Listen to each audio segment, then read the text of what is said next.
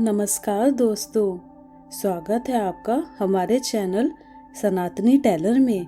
जैसा कि हम सभी लोग जानते हैं, कार्तिक मास चल रहा है और कार्तिक मास का छठा दिन भी आ गया है। तो दोस्तों, आज हम बात करेंगे कार्तिक मास के छठे अध्याय के महात्म्य के बारे में।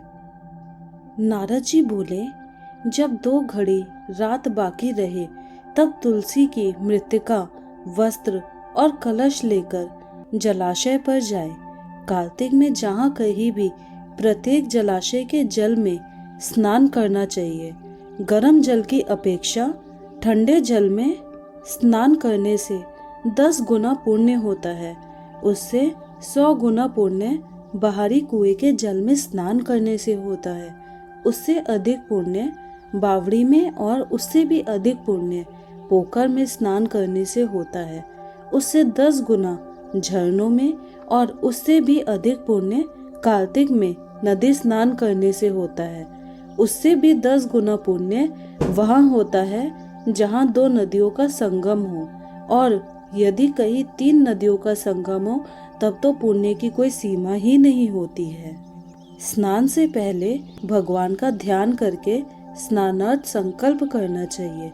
फिर तीर्थ में उपस्थित देवताओं को क्रमशः अर्घ्य, आचमनीय आदि देनी चाहिए। अर्घ्य मंत्र इस प्रकार है। हे कमलनाथ, आपको नमस्कार है।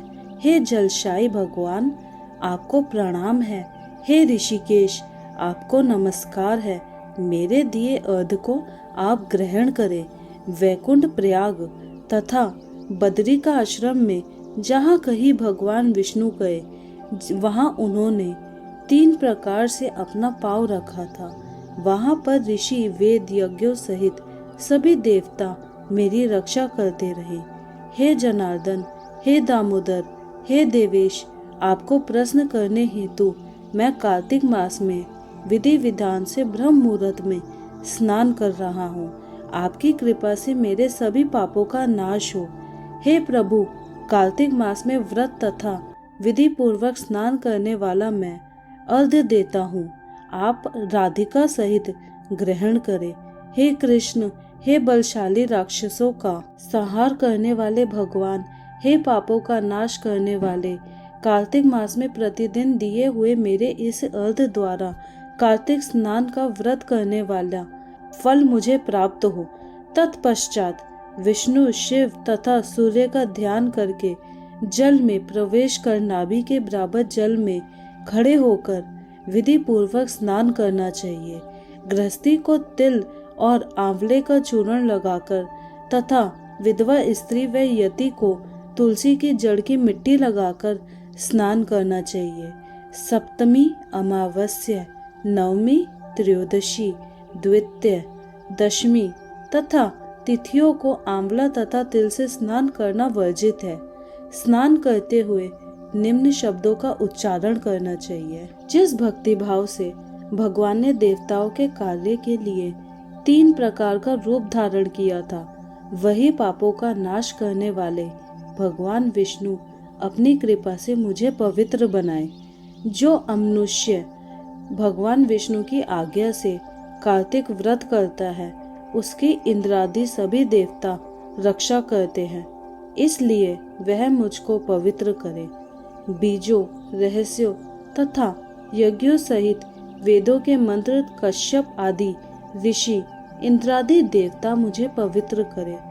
अदिति आदि सभी नारियां, यज्ञ, सिद्ध, सर्प और समस्त औषधियां व 3 लोगों के पहाड़ मुझे पवित्र करें। इस प्रकार कहकर स्नान करने के बाद मनुष्य को हाथ में पवित्र धारण करके देवता, ऋषि, मनुष्यों तथा पितरों का विधि पूर्वक तर्पण करना चाहिए। तर्पण करते समय तर्पण में जितने तिल रहते हैं, उतने वर्ष पर्यंत व्रती के पितृगण स्वर्ग में वास करते हैं। उसके बाद व्रती को जल से निकलकर शुद्ध वस्त्र धारण करने चाहिए। सभी तीर्थों के सारे कार्यों से निवृत्त होकर पुनः भगवान विष्णु का पूजन करना चाहिए। सभी तीर्थों के सारे देवताओं का स्मरण करके भक्ति पूर्वक सावधान होकर चंदन, फूल और फलों के साथ भगवान विष्णु को फिर से अर्घ्य देना चाहिए। अर्घ्य के मंत्र का अर्थ इस प्रकार है। मैंने पवित्र कार्तिक मास में स्नान किया है। हे विष्णु, राधा के साथ आप मेरे दिए अर्घ्य को ग्रहण करें।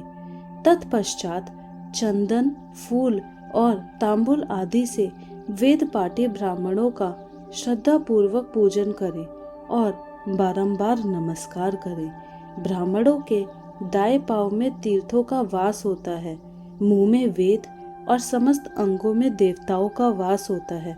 अपने कल्याण की इच्छा रखने वाले मनुष्य को इनका ना तो अपमान करना चाहिए और ना ही इनका विरोध करना चाहिए। फिर एकाचरित होकर भगवान विष्णु की प्रिय तुलसी जी की पूजा करनी चाहिए। उनकी परिक्रमा करके उनको प्रणाम करना चाहिए। हे देवी, हे तुलसी, देवताओं ने ही प्राचीन काल से तुम्हारा निर्माण किया है और ऋषियों ने तुम्हारा पूजा की है। हे विष्णु प्रिया तुलसी, आपको नमस्कार है।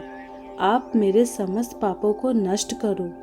इस प्रकार जो मनुष्य भक्ति पूर्वक कार्तिक व्रत का अनुष्ठान करते हैं, वह संसार के सुखों का भोग करते हुए अनंत में मोक्ष को प्राप्त होते हैं। तो दोस्तों, यह थी कार्तिक मास के 6ठे अध्याय की महात्म्य।